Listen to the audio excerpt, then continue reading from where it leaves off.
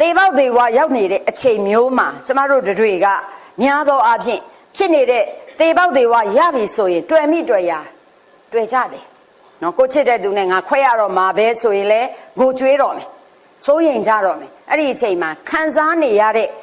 ယုံနံရဲ့ဒုက္ခတွေကိုမမြင်နိုင်မဲနဲ့ဝေဒနာဒုက္ခကိုပဲမြင်၍ကျမတို့တွေကစိုးရင်ချင်းတောကပရိဒေဝတွေရောဖြစ်လာမဖြစ်တနည်းအားဖြင့်ကြာဒေါသဖြစ်ကြမယ်တချို့ကြတော့လေအဲ့ဒီမှာငါဖြစ်ရလေချင်းဆိုစိတ်တိုးနေတာတွေရောမရှိဘူးလားတက်ဒေါသကြာဒေါသတက်ဒေါသမှန်သမျှတို့သည်ဒေါသရဲ့လို့ဖြစ်လာရင်ဒေါသမှုစိတ်တွေဖြစ်လာရင်သူသည်9ကြိမ်ဇက်တိုက်ဖြစ်တတ်တယ်ဇောကိစ္စတက်တယ်အဲ့ဒီဒေါသစိတ်နဲ့တည်ခဲ့ရင်တော့ဖြစ်တဲ့အချိန်မှာပူလောင်သွားတယ်လို့တည်တဲ့အချိန်လဲငရဲပဲကြာမှာပါပဲ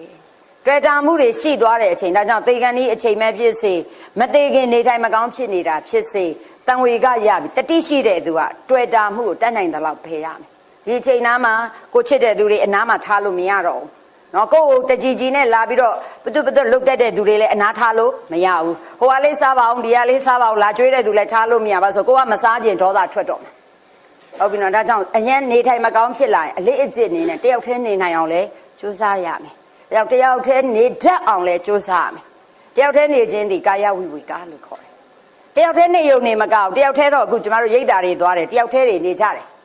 သို့တော့တစိတ်တည်းမထားနိုင်ပဲနဲ့ကျမတို့ကဖုန်းတစ်လုံးနဲ့အိန္ဒြိယဗေဒတွေလုံနေတာအောင်မရှိဘူးလားဟိုဟာလေးလာပို့အောင်ဒီဟာလေးလာပို့အောင်ဆိုတာတစိတ်တည်းမဖြစ်တာဒါကြောင့်သွားတဲ့အချိန်မှာ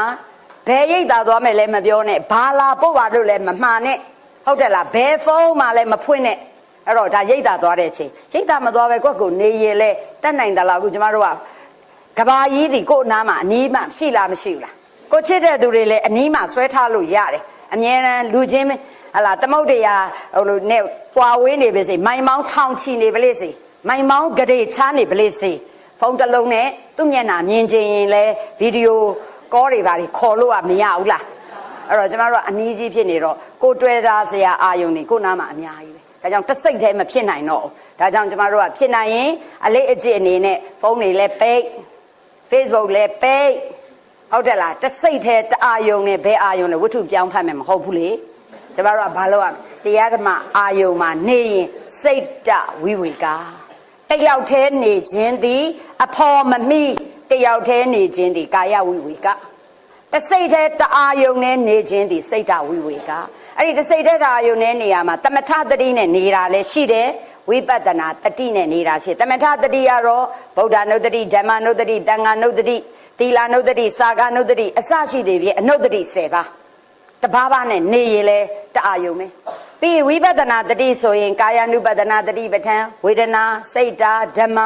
တတိပဋ္ဌာန်၄ချက်နဲ့နေရင်လဲတစိတ်သေးတအာယုံနဲ့ဟုတ်လားမဟုတ်ဘူးလားဒါကြောင့်ကိုယ်မူရာပြုတိုင်းမှမှန်စွာသိရမည်စိတ်မူရာဟလားနောက်တစ်ခါကောင်းဆိုလက်ပါဝေဒနာစသည်ဖြစ်ဒီတတိပဋ္ဌာန်နဲ့နေလဲတစိတ်သေးအဲ့ဒီလိုနေရာကနေနောက်ဆုံးဥပရိဝိဝေကဆိုတဲ့အဆင့်ကိုရောက်လာတော့မယ်ဥပရိဝိဝေကကြတော့နိဗ္ဗာန်အာယုံပြုလာနိုင်တဲ့အဆင့်ဒါကြောင့်ဝိဝေက3ပါးနဲ့ကင်းစိတ်အောင်နေအရင်ဆုံး2ယောက်နေရင်လက်ကောက်2ကွင်းဝစ်ထားတဲ့သူနဲ့တကွင်းနဲ့ဝစ်တဲ့သူကွာတယ်လို့ပဲတကွင်းနဲ့ဝစ်တဲ့သူကဘာတမ်းမှမထွက်ပေမဲ့2ကွင်းဝစ်ပြီဆိုတော့တချွမ်းချွမ်းအတန်ထွက်လာပြီဆို2ယောက်နေရင်2စကားဖြစ်လာတာပဲဟုတ်ပြီနော်ဒါကြောင့်2ယောက်1ယောက်တည်းနေတော့တရား2ယောက်တည်းနေတဲ့အခါကျတော့စကား3ယောက်နေတော့အလကားတဲ့